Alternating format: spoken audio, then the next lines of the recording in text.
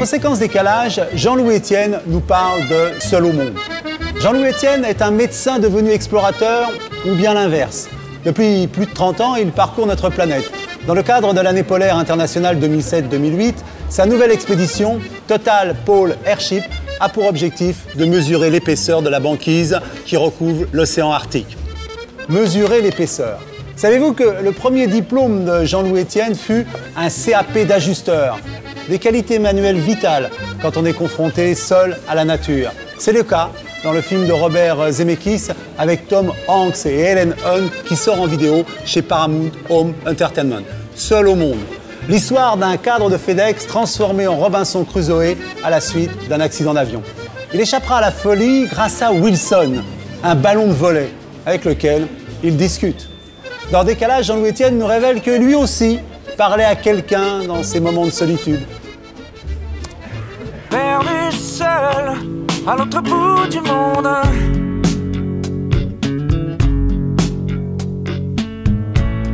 Je tue le temps, seconde après seconde. Parce qu'on vit et qu'on meurt par l'horloge. On ne lui tourne jamais le dos.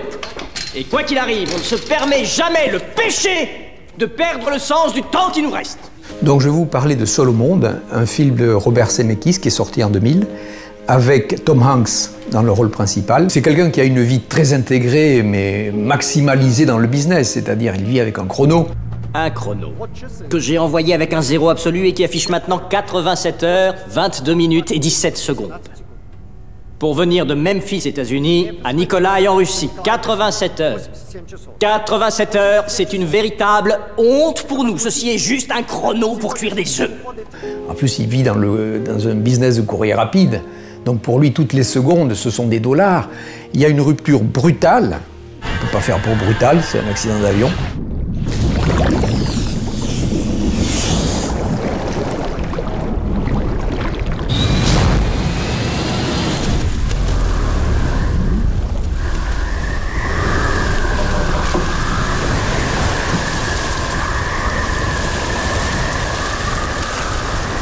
Et ensuite, l'immobilisme d'une île déserte, rien autour, aucun gadget pour le soutenir, aucune radio, aucun, rien.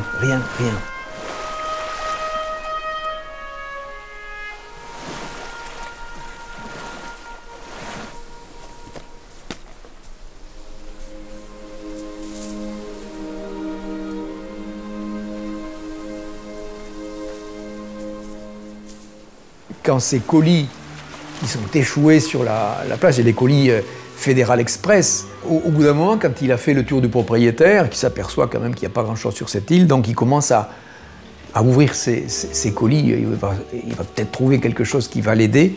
Seul, on peut compter que sur soi, et on va mettre toute son intelligence à 100% pour soi. Et là, on déploie des moyens colossaux. Avec rien, on peut faire beaucoup. Et en fait, la frugalité des moyens fait qu'on devient intelligent. On devient imaginatif.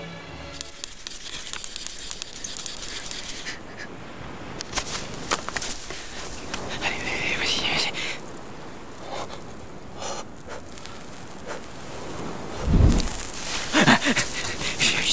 J'ai réussi.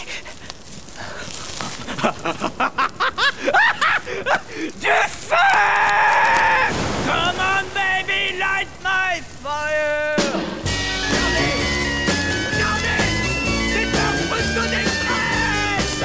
On découvre que cet homme, 4 ans après, est toujours là, vivant, transformé donc par les épreuves. Mais en même temps, il est devenu ce sauvage, quoi. On pourrait réussir. Cette pensée t'a-t-elle traversé l'esprit? C'est peut-être de l'inconscience, mais je préfère tenter ma chance sur l'océan que de rester ici et de crever dans ce trou du cul du monde, à passer le reste de ma vie à parler à un putain de ballon de volley! Un homme seul a besoin de parler.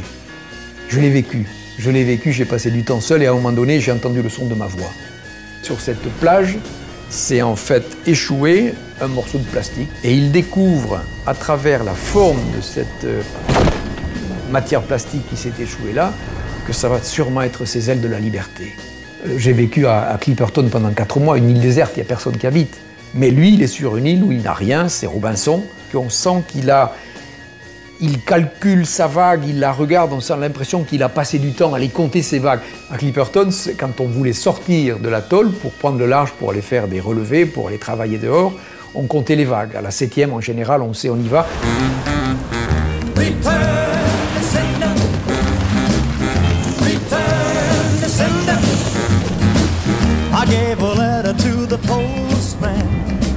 Je retrouve dans le film, quand je regarde Tom Hanks à la fin, une certaine maigreur. Quand je suis revenu du pôle Nord, j'avais 7 kilos en moins. Je me sentais comme un ange. Il n'a rien et il a tout inventé et maintenant il faut qu'il parte. Wilson, il va nous falloir faire beaucoup de cordes. Et 21 pour ces charpentes, ce qui fait 21 pièces. Ce qui fait 100 et 160. Et avec presque rien, il va faire un super radeau.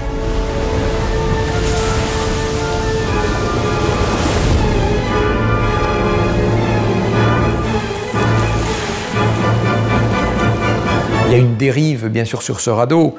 C'est très très bien fait, c'est un peu le radeau de la Méduse, quoi. Hein.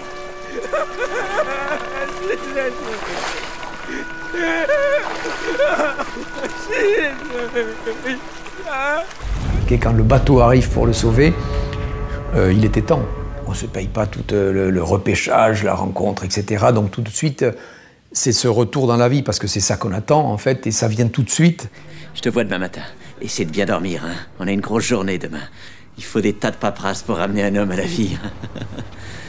On va te ramener à la vie, mon vieux. Bonne nuit, Jack. Prends soin de toi. Demain, nous allons te ramener à la vie. On vit dans un univers et on se sépare petit à petit de l'univers des humains et de l'univers de notre civilisation. Et puis un jour, ma logique s'est réveillée toute fausse parce que la marée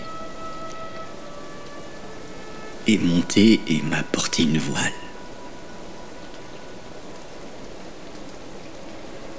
Et je suis là maintenant. De retour à Memphis. Il est de nouveau au départ d'une nouvelle vie, il est au cœur du monde. Donc j'aimerais bien savoir, ce personnage nu que l'on rencontre à la fin du film, à ce carrefour du monde, qu'est-ce qu'il va faire de ce dépouillement et en même temps de toute cette ouverture qui est devant lui, quoi. Il faut que quelqu'un m'aide.